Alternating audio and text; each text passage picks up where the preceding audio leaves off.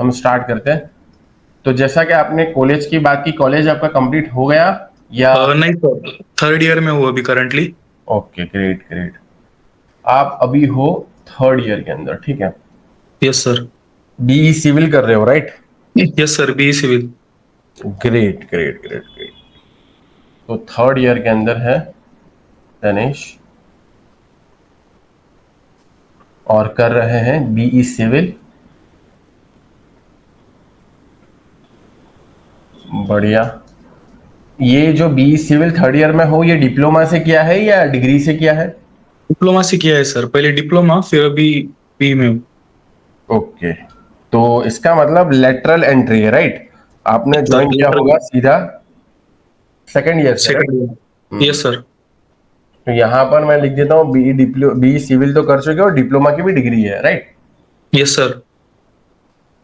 तो ये जानना जरूरी है। मैथमेटिक्स कैसा है आपका, अच्छा है या ठीक ठाक है? अच्छा है सर मैथमेटिक। अच्छा है, इंटीग्रेशन डिफरेंशिएशन सारी चीज समझ में आ रही है? हाँ मतलब इतना नहीं क्योंकि डिप्लोमा से आए हैं। हाँ, वही वही इसलिए मैं बता रहा था, क्योंकि डिप्लोमा और साइंस वाले में दो चीजों का अंतर होता है। पहला तो ये कि डिप्लोमा वालों का थोड़ा सा मैथ्स वीक होता है क्योंकि 11 12 साइंस नहीं किया। और दूसरा, लेकिन डिप्लोमा वाले की सबसे अच्छी बात यह है कि उनको टेक्निकली ज्यादा नॉलेज होता है। क्यों? क्योंकि उन्होंने 10वीं के बाद से ही मतलब सिविल जैसा पढ़ना स्टार्ट कर दिया था। जबकि जो 11 12 साइंस वाले हैं, वो 11 12 साइंस पूरा करते हैं, उसमें केमिस्ट्री, फिजिक्स एंड मैथमेटिक्स को बहुत डिटेल में जानते हैं। उसके बाद आगे बढ़ते हैं। अगर मेरी पर्सनली बात करते हो तो मैं जनरली जो भी 10वीं क्लास में है उनको मैं यही सलाह देता हूं कि you should go with 11th 12th। क्यों? 11वीं और 12वीं साइंस से करने से क्या होता है कि उसमें बहुत सारा आपका दिमाग खुल जाता है, फिजिक्स के पॉइंट ऑफ व्यू से, मैथमेटिक्स के पॉइंट ऑफ व्यू से, केमिस्ट्री।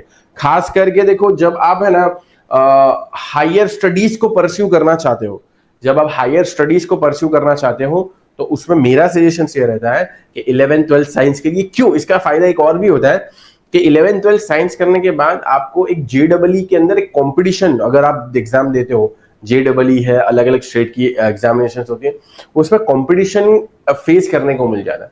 तो अभी जब आप थर्ड ईयर में हो तो तनिष जी, आपको पता होगा कि जब आपका चौथा साल खत्म हो जाएगा, या अब तो गेट जो है, गेट एग्जामिनेशन थर्ड ईयर से ही अलाउड है, yes graduate sir. Aptitude test in engineering, जो कि बहुत जरूरी है। मैं सभी को सजेशन करता हूं कि भले ही आपको प्राइवेट सेक्टर में ही अपना करियर क्यों न बनाना हो, लेकिन गेट एग्जामिनेशन से क्या होगा, बहुत अच्छा हर एक सब्जेक्ट का एक्सपोजर मिल जाता है, और बहुत अच्छा हमें उसमें सिविल इंजीनियरिंग को डिटेल में बारीकियों से जानने का मौका मिलता है। और वो कॉम्पिटिटिव एनवायरनमेंट हमारे अंदर जनरेट करता है, कॉम्पिटिटिवनेस जनरेट कर सकते हैं। अब मुझे यस ये सर। बताओ तनिष, आपका प्रॉब्लम क्या है, एंड आप मुझे ये बताओ कि अभी प्रेजेंटली आप क्या प्रॉब्लम फेस कर रहे हो, और फ्यूचर में आपका कौन सा गोल है जो आप परस्यू करना चाहते हो कि मुझे ये बनना है, and what will be the road map. तो हम उसको वन बाय वन स्टार्ट करते हैं।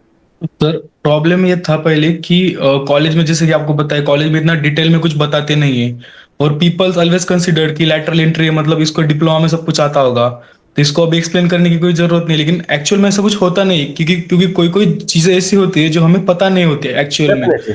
लेकिन टीचर बोलते हैं कि लैटरल एंट्री इनको पता है, ऐसा बोल के आगे चले जाते हैं। तो समझ। इसलिए आपका जो कोर्स लिया था उसके अंदर बेसिक से पूरा का पूरा हमें समझ में आ रहा। फॉर एग्जांपल साइट इंजीनियर का मैंने देखे वीडियोस वगैरह, आपने पूरा बेसिक से बताया है उसके अंदर कि कब से क्या करना, कहाँ से क्या करना। वरना विजिट पे जाते तो मैम बोलती you are the students of diploma, you should know that, आपको ये डिप्लोमा सिखाया गया है, इसलिए वो करके आगे चले जाते हैं। इसलिए बेसिक जो चीजें वो पता नहीं चलती। तो परफेक्ट। आपका कोर्स लेने से मुझे ये फायदा हो रहा है कि मेरा बेसिक लेवल जो है वो अच्छे से स्ट्रांग हो रहा है। एंड इन फ्यूचर मुझे गेट वगैरह क्रैक करना है और यूपीएससी के लिए जाना है, उसके अंदर ये आपने कोर्स के अंदर फ्री बुक्स वगैरह दिए है। तो उस बुक्स का कंटेंट मुझे बहुत पसंद आया सर। पर्सनली मैं कॉलेज का स्टडी भी उनके अंदर से करता हूँ, हम्म। क्योंकि लैंग्वेज भी बहुत ईजी है as compare to college books, इसलिए। और अच्छा। बिल्कुल गेट के सिलेबस के हिसाब से आपने डिजाइन किए हुए हैं वो सबके on all books. Perfect perfect. उसमें हमारी जेन्युइनली बताऊं तो आपको पता ही होगा कि मेरा भी ऑल इंडिया रैंक गेट के अंदर 421 रैंक आ चुका है, ठीक है, 421 रैंक।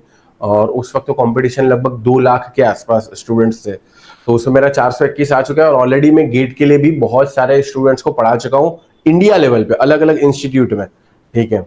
आईसी गेट एकेडमी, ऐसे मेरे बहुत सारे यूट्यूब पे भी है ऑफलाइन सेशंस भी थे, तो मुझे पता है कि वो वहां पर दर्द क्या है स्टूडेंट्स का, क्योंकि बहुत वास्ट और बहुत डिटेल सिलेबस में से वही चीजों पे ज्यादा फोकस करना होता है कि जो जेन्युइनली और एक्चुअल में वैल्यूएबल है। अच्छा, जो लोग नहीं समझ पा रहे कि सर जो तनेश जी बात कर रहे हैं वो कौन से मॉड्यूल की बात कर रहे हैं, तो जिनके पास भी एक्सेस है तो ऑब्वियस बात है कि वो देख सकता है। यहाँ पर आप स्टोर पर आ जाएंगे और आपको यहाँ पर सर्च करना है सब्जेक्ट वाइज मॉड्यूल। ठीक है, आप क्या सर्च करोगे दोस्तों, आप सर्च करोगे यहाँ पर सब्जेक्ट वाइज मॉड्यूल। इसको मैं एक और बार रिफ्रेश भी कर लूं, हाँ रिफ्रेश हो रहा है। तो यहां पर आकर आप जब आओगे और जो भी गेट की तैयारी करना चाहता है, यूपीएससी गवर्नमेंट एग्जामिनेशन की तैयारी करना चाहता है, उनके लिए मटेरियल बहुत स्पेसिफिक तरीके से बहुत अच्छे से डिजाइन किया गया है। पहले ऐसा नहीं बोल रहा हूं कि इतना काफी होगा, देखो अलग अलग एग्जामिनेशन का अलग अलग लेवल होता है, बट एटलीस्ट स्टार्ट इससे करें। इसमें भी हमने बहुत अच्छे से डिजाइन करके बहुत सारा कंटेंट, बहुत सारा मटेरियल ऑलरेडी डाल दिया है। तो यहाँ पर हम करते हैं सिविल, सिर्फ और सिर्फ लिखता हूं, क्या लिखूंगा, सिविल। यहाँ पर आ जाएगा ई बुक बंडल वाला, इसमें भी जा सकते हो। और डायरेक्टली यहाँ पर सेकंड नंबर पे आपको दिख रहा होगा civil engineering subject wise module. ये जेन्युइनली बहुत अच्छे से डिजाइन किया गया है, इसको आप देख लीजिए और इसको यूज करिए। इसमें सिविल इंजीनियरिंग जो भी कर रहा है, जो भी कॉम्पिटिटिव एग्जाम की तैयारी करना चाहता है, उनके लिए सारे के सारे यहाँ पर सब्जेक्ट को बहुत आसान भाषा में, बहुत इजी लैंग्वेज में बताया गया है। ठीक है, नोट्स से ऑब्वियस बात है कि आपको इसको सीखना होगा पीडीएफ, जैसा कि environmental engineering 257 pages, fluid mechanics one of the most important 299, और बहुत क्रिस्प और वैल्यूएबल चीजें, कुछ छोटे छोटे क्वेश्चंस भी डाले, बहुत अच्छे डायग्राम्स भी डाले और बहुत मेहनत से इसको प्रिपेयर किया गया है। जियो technical engineering, hydrology, irrigation, RCC, steel, उसके अलावा strength of material, structural analysis, surveying, transportation engineering, engineering mechanics, और फाइनली सर्टिफिकेट आप डाउनलोड कर सकते हो, सारी चीजें आप कंप्लीट करते हो तो। ठीक है, अब जैसा कि आपने बताया तनीश जी, आपका जो मेन गोल है, आपको सबसे पहले तो आपने ये बताया कि आपको बहुत ज्यादा फायदा हो रहा है कौन से मॉड्यूल से, साइट इंजीनियरिंग वाले मॉड्यूल से, right? Yes sir. Site engineering, so ये एक हमारा फंडामेंटल मॉड्यूल है। ठीक है, ये तो जितने भी लोग कंस्ट्रक्शन फील्ड से बिलोंग करते हैं सभी के पास, देखो इसमें बेसिकली क्या क्या चीज है, आप कोर्स पर क्लिक करके भी साइट इंजीनियरिंग का पूरा सब बहुत डिटेल मॉड्यूल है, उसको देख सकते हो। इसमें हमने बहुत सारे बेसिक प्रोसेस से स्टार्ट करके कि भाई सबसे पहले क्या करना होता है, साइट को सिलेक्ट करना होता है, फिर उसके बाद हमने फोकस किया कि थोड़ा बहुत यूनिट कन्वर्जन हमको आना चाहिए, फिर उसके बाद हमने वन बाय वन फाउंडेशन कितने प्रकार के होते हैं, शैलो फाउंडेशन क्या होता है, डीप फाउंडेशन क्या होता है, उसके ऊपर चर्चा की। फिर धीरे धीरे हम गए कॉलम के ऊपर, फिर स्लैब के ऊपर, फिर बीम के ऊपर, इस तरीके से धीरे धीरे हमने थोड़ा थोड़ा प्रोसीड किया। और इसमें भी हमने, फिर आपके पास मॉड्यूल होगा तनेश जी, आपने बीबीएस वाला मॉड्यूल भी आपके पास होगा, बीबीएस वाला, क्वांटिटी सर्विंग वाला। फिर यहां से इसके पार्टीशन निकलते हैं जिसमें आप बीबीएस वाले को एक्सटेंड कर सकते हो, जिसमें आप यानी बार बेंडिंग शेड्यूल का कल भी मैंने बताया था, बहुत अच्छा इसमें डिटेलिंग है, आप इसको जरूर से। और मैं ये बोलता हूं ना, ये मॉड्यूल अगर आप जेन्युइनली कंप्लीट कर लेते हो, उसके बाद मैं ऐसा नहीं बोलता हूं कि इसमें सारे बीबीएस कवर्ड होंगे, लेकिन मैं इसमें भी समझाता हूं जब मैं बीबीएस बहुत अलग अलग, जैसे कि मैंने एक सर्कुलर स्लैब वाला लिया है, इसी तरीके से 2 लेग स्टीरअप्स है, 6 लेग स्टीरअप्स है, इसी तरीके से रिटेनिंग वॉल है, वहां पर भी मैं बोलता हूं कि बीबीएस के फंडामेंटल को समझो। आप क्या समझो, बीबीएस के फंडामेंटल को समझो। यार हो सकता है कि अलग अलग टाइप के स्ट्रक्चर्स आपको अपने करियर में देखने को मिले, आपका करियर तो अभी जो स्टार्ट हो रहा है ना, अभी आगे बहुत काम करना है, तो बीबीएस का फंडामेंटल यही है कि आपको कहां से स्टार्ट करना है, कटिंग लेंथ फाइंड आउट करनी है। ठीक है, कहां से स्टार्ट करना है, कौन सा हिस्सा कंसिडर करना है, क्लियर कवर को माइनस करना है, टोटल आपके पास विथ हो या डेप्थ हो, फिर बैंड आते हैं, बैंड को कंसिडर करना है, फिर एक्सटेंशन आता है, एक्सटेंशन को करते हैं। तो फंडामेंटल आप जब मान लो कि यार 50 बीबीएस के आप प्रॉब्लम सॉल्व कर लोगे, तो भाई आपको एक पैटर्न दिखने को मिलेगा। और मैं हमेशा से बोलता हूँ कि आप पैटर्न को फॉलो करो यार। ठीक है, इसी तरीके से क्वांटिटी सर्विंग में मैं ये नहीं बोलता हूं कि यार आपको सारे क्वांटिटी सर्विंग आए, सारा पूरा जिंदगी में कोई नया कुछ नहीं आएगा इसमें से, और ऐसा जो एक्सपेक्ट करते हैं ना वो रट्टा मार लोग होते हैं। और मैं हमेशा से बोलता हूँ रट्टा नहीं मारना है, चीजों को समझ के आगे ले जाना है। तो क्वांटिटी सर्विंग की बात करें, बीबीएस की बात करें, ये एक तरीके से एक्सटेंशन ही है। फिर एक बहुत इंपॉर्टेंट अभी हमारा मॉड्यूल है कंस्ट्रक्शन फंडामेंटल्स के बारे में। अब कंस्ट्रक्शन फंडामेंटल्स सभी को आना चाहिए। उसके अंदर मेरे सिर्फ और सिर्फ यूनिट कन्वर्जन के 5 मॉड्यूल है। कितने हैं? यूनिट कन्वर्जन के 5 मॉड्यूल। इसके 5 मॉड्यूल देखो मैं अभी आपको बता दूं कितना इंपॉर्टेंट है ना। और इस तरीके से आप डायरेक्टली फील्ड वर्क को भी इंपॉर्टेंट दे सकते हो, एग्जामिनेशंस को भी दे सकते हो। तो यहां पर हम सर्च करेंगे फंडामेंटल, ठीक है, सिर्फ और सिर्फ मैं फंडामेंटल सर्च करता हूं। तो आ गया कंस्ट्रक्शन फंडामेंटल। जितने भी लोग देख रहे हैं जिनके पास 0 टू हीरो कोर्सेज का एक्सेस है, उनके पास सारे कोर्सेज आपके पास अब फ्री है। अब आपको कोई भी अलग से पेमेंट करने की नीड नहीं है। बस ये समझना है कि कौन से कोर्सेज में क्या क्या दिया गया है, आप अपनी रिक्वायरमेंट के हिसाब से उसको प्रोसीड कर सकते हो। ठीक है, तो कंस्ट्रक्शन फंडामेंटल्स के अंदर मैं क्या सिखाता हूं दोस्तों, यहां पर आप देख सकते हो यूनिट मेजरमेंट का इंपॉर्टेंस क्या है, बेसिक सारी चीजें। फिर उसको भी आप एक्सटेंड कर सकते हो, बहुत ज्यादा डिटेल में सीखना है, क्यूएस जा सकते हो, बीबीएस जा सकते हो, कंस्ट्रक्शन मैनेजमेंट जा सकते हो, प्राइमरी प्रीसिक्स जा सकते हो, सॉफ्टवेयर की बहुत लंबी लिस्ट है वहां पर जा सकते हो। एरिया का हो गया, यूनिट कन्वर्जन वॉल्यूम का हो गया, मास हो गया, फोर्स हो गया। ये मास और फोर्स में बहुत सारे लोगों को नहीं समझ में आता कि मास और फोर्स भी इंपॉर्टेंट होते हैं, खास करके लोड कैलकुलेशन में। फिर हमने बेसिक से ही यहाँ पर स्टार्ट किया है, सारी बेसिक चीजें आपको आनी चाहिए, और उसके बाद आप डिटेल कोर्सेज में जाकर आप उसको और अच्छे से कवर कर सकते हो। तो 0 टू हीरो कोर्सेज जो कि अफोर्डेबल प्राइस में है, सारे लोगों ने एक्सेस कर लिया होगा और सारे लोग इसका हिस्सा हो गए जी। और मुझे बताइए तनीश जी, अभी आप 3rd ईयर में हो, बी सिविल डिप्लोमा महाराष्ट्र से हो, सारे कोर्सेज आपको हेल्पफुल हो ही रहे, डेफिनेटली आप अपने सीख भी रहे हो। आप मुझे ये बताइए, अभी 3rd ईयर में हो तो गेट की तैयारी पे फोकस कर रहे हो ज्यादा, या प्राइवेट जॉब में या गवर्नमेंट जॉब में ज्यादा इंटरेस्ट ले रहे हो? Sir I am actually more interested in government job, but अभी इंटर्नशिप वगैरह का पीरियड चालू है और हम सबको पता है कि मेरा एम जो है वो यूपीएससी का है प्रॉपर। तो वो हर एक बार तो नहीं हो सकती ना पॉसिबल, इसलिए बैकअप ऑप्शन कुछ तो भी रहना चाहिए। इसलिए साथ में ये वाले कोर्सेज भी कर रहा हूँ, कुछ बेसिक्स नॉलेज भी होनी चाहिए। जिस फील्ड में अपन है उस फील्ड का कुछ बेसिक नॉलेज पता होना चाहिए बेसिकली, तो इस वजह से ये कर रहा हूँ। यहाँ पर तनेश जी मैं एक बहुत जबरदस्त चीज आपको गाइड करने वाला हूं, और ये बाकी लोग भी देख रहे हैं उनके लिए भी बहुत वैल्यूएबल है, क्योंकि मैंने मतलब ऑलमोस्ट सारे सिनेरियो देखे आई ऑलरेडी। और इसीलिए मैं यहाँ पर गाइडेंस सेशन इसलिए रहा हूँ क्योंकि मुझे पता है इंडिया में जो भी हमारे स्टूडेंट्स है, बच्चे ही बोलूंगा मैं, तो उनको अभी इतना ज्यादा नॉलेज नहीं होता क्या सिलेक्ट करना, क्या उनकी एज है। और मैं ऑलरेडी सारे मतलब गवर्नमेंट एग्जाम भी बहुत सारे अपीयर हो चुका हूँ, बहुत सारे क्रैक भी कर चुका हूँ। जैसा कि मैंने बताया NPCI nuclear power corporation of India limited के अंदर बेस्ड ऑन गेट स्कोर, क्योंकि मेरा गेट स्कोर काफी हाई था, उसके बेसिस पर साइंटिफिक ऑफिसर का भी अपॉइंटमेंट था। आईआईटीज के अंदर सारा सिलेक्शन था, क्योंकि ऑब्वियस बात है कि 421 रैंक था।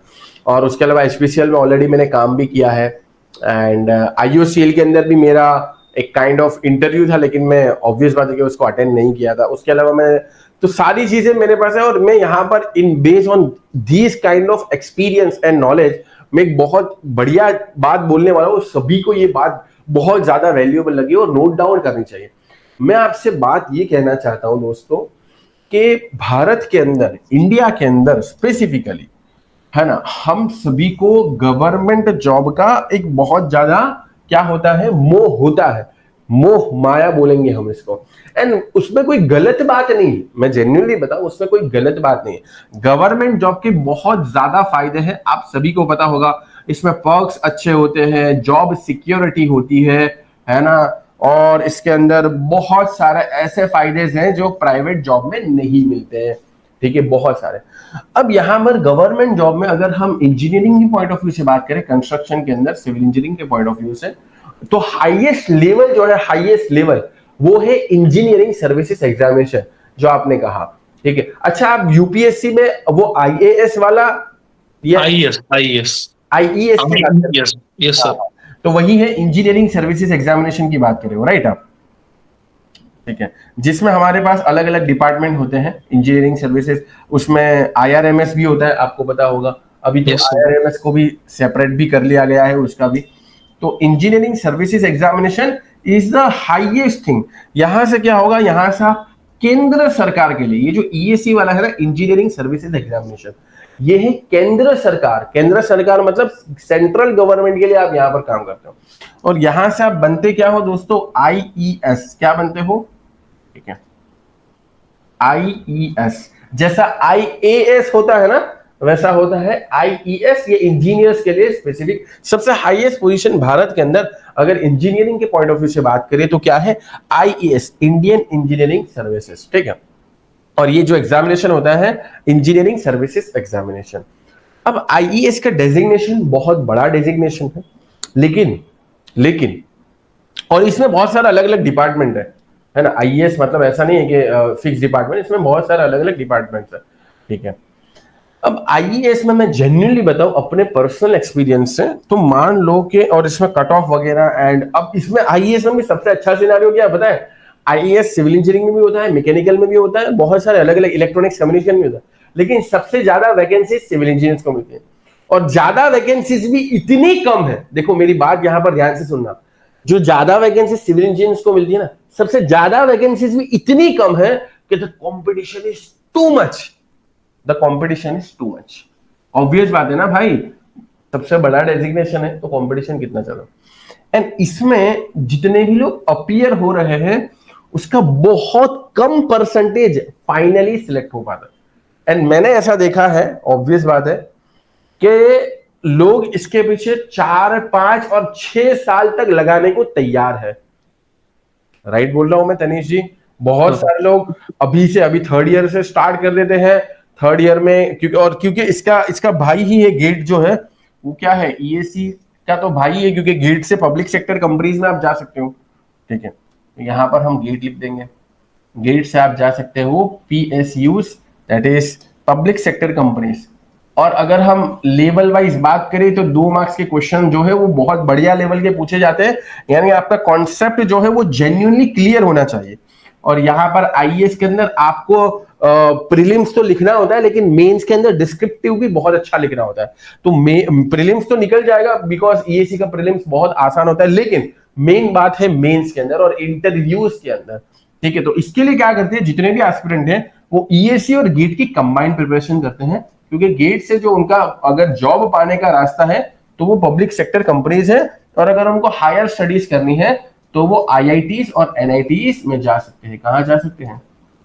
IITs, Indian institute of technology, and IISc, Indian institute of science. IISc Bharat के अंदर एक है बेंगलोर के अंदर, आईआईएससी बेंगलोर के नाम से जानते हैं।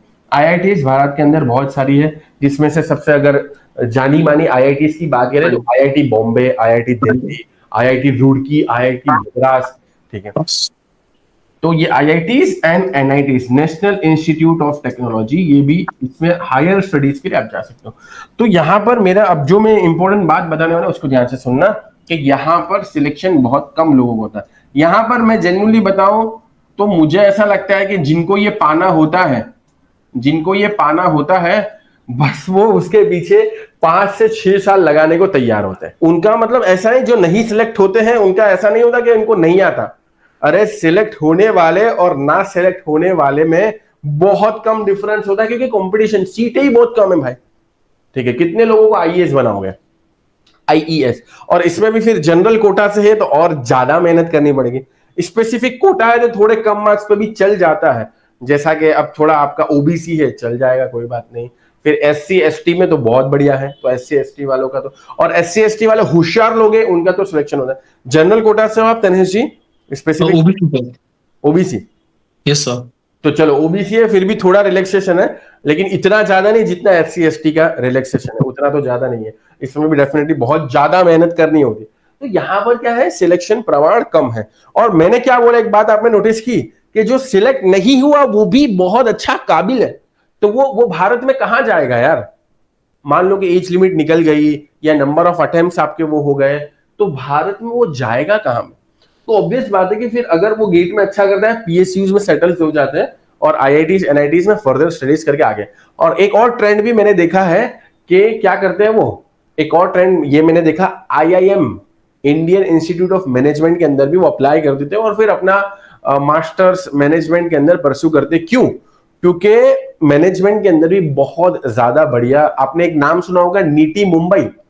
हाँ यस सर, नीति मुंबई, हाँ बहुत पॉपुलर चीज है नीति मुंबई। ये सारी चीजें मैं बता रहा हूँ क्योंकि लोगों को नहीं पता होती यार, मैं इतनी सारी वैल्यू प्रोवाइड कर रहा हूँ। उम्मीद करता हूँ कि जितने भी लोग सुन पा रहे हैं सबको वैल्यू मिल रही होगी। ये सर क्या जबरदस्त चीजें बता रहे हैं।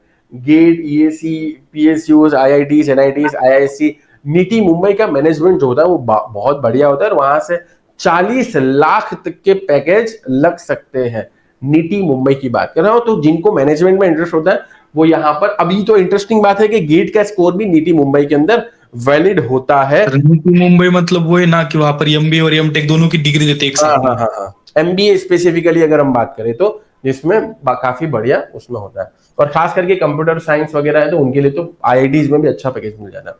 तो ये एक हमारा सिनारियो, लेकिन मेरा मेरा मेन पॉइंट सुनो जो मैं बताना चाहता हूँ कि है बहुत सारी चीजें, ईएससी है, आईएएस है, गेट है, पीएसयू, आईआईटीज है, एनआईटीज है, लेकिन क्योंकि मेरा इतना सारा एक्सपीरियंस है ना, तो मैं ये एक्सपीरियंस से बता रहा हूं कि बहुत सारे काबिल लोग जो जेन्युइनली बहुत अच्छे हैं वो ये पूरी जो माया जाल है उसमें सिलेक्ट नहीं हो पाते। और उसका रीजन ये नहीं कि उनमें काबिलियत कम है, उनका उसका रीजन सिंपल ये है कि उनसे ज्यादा काबिल है और नंबर ऑफ सीट बहुत कम है। और खास करके ऑब्वियस बात है कि ये सब जो गवर्नमेंट की स्कीम्स है उसमें एससी एसटी वालों को भी बहुत अच्छा बेनिफिट होता है। पीडब्ल्यूडी की तो अभी मैंने बात ही नहीं की, और ये तो ठीक है गवर्नमेंट का, क्योंकि है कि भाई अगर पर्सन विथ डिसएबिलिटी है और होशियार है तो उसको मौका मिलना चाहिए, ठीक है ना। पीडब्ल्यूडी मतलब पर्सन विथ डिसएबिलिटी, तो वो कोई बात नहीं भाई, तो ऐसे भी बहुत सारे लोग होते हैं जो कम मार्क्स में आगे बढ़ जाते हैं। लेकिन इसमें से बहुत ज्यादा, और मेरा हमेशा से, मैं जब प्रिपरेशन की तैयारी भी करवाता था तब भी मैं एस्पिरेंट से स्टूडेंट से कहता था कि यार आप अपने एक टाइमलाइन बनाओ और फुल मेहनत करो कि मुझे ये पाना है, ये पाना है, ये पाना है, ये पाना है, ये पाना है। लेकिन अगर ना हो जाए और ना हो पाए तो कोई टेंशन की बात नहीं है, there are very good private companies. और ये भी मैंने सिनेरियोज देखे हैं कि जो यहां पर पैकेजेस थे, ऑब्वियस बात है कि उतने % बेनिफिट तो नहीं होंगे, लेकिन पैकेजेस की बात कर रहा हूं, उससे 5 गुना पैकेजेस ज्यादा आप प्राइवेट सेक्टर में पा सकते हो अगर आपके पास जेन्युइनली क्या है दोस्तों, अगर आपके पास जेन्युइनली टैलेंट है तो। And for that private jobs what you need, degree तो आपके पास वैसे ही है, तो ही आप इस सब की माया जाल में थे, आपको जेन्युइनली चाहिए स्किल्स। क्योंकि प्राइवेट सेक्टर में तो भाई यही देखेंगे कि ये पर्सन को हम हायर कर रहे हैं तो ये हमारा कितना काम संभाल सकता है। तो मैं तनेश जी आपसे भी यही सजेशन करना चाहूंगा कि आप इसमें, क्योंकि अभी आप 3rd सेमेस्टर में हो तो आपके लिए एडवाइस बहुत ज्यादा यूजफुल है।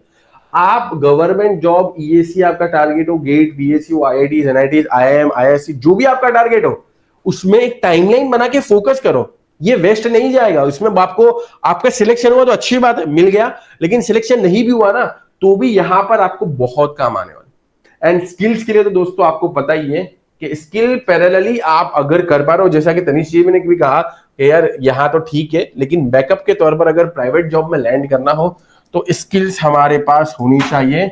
एंड स्किल्स आपको कौन देगा दोस्तों, स्किल आपको देगा सिंप्लीफाइड एकेडमी, और इसीलिए आप हमारे कोर्सेज का हिस्सा हो, ठीक है। और ये मैं चाहता हूं कि आप बिल्कुल निराश मत हो अगर आपका कहीं पर ना हो तो गवर्नमेंट के अंदर, आप स्किल्स को पैरेलली नर्चर करिए, ब्रशअप करिए। आपको पता है मैंने कल भी बताया था कि हमारे ये सारे मॉड्यूल्स तो है ही बहुत सारे, 50 से भी ज्यादा इसमें, लेकिन हमारा रेविट वाला मॉड्यूल बहुत बढ़िया है, ऑटोकैड वाला, 3ds मैक्स, स्केचअप, और अभी बीआईएम वाला पूरा पैकेज हम लॉन्च कर रहे हैं। सिविल 3D भी हमने लॉन्च कर दिया, सिविल 3D, जिसमें आप ट्रांसपोर्टेशन का बहुत बढ़िया काम कर सकते। तो सब कुछ हमने, और उसके लिए ऑलरेडी 1 टाइम चार्ज है, that is about 0 to hero courses का।